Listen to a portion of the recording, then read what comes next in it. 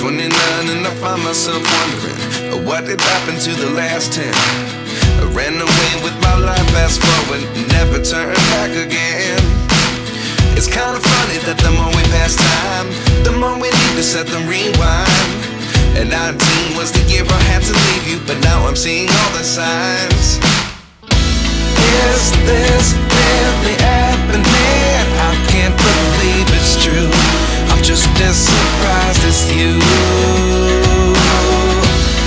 Is this really happening? I can't be too sure, but one day I'll be yours again.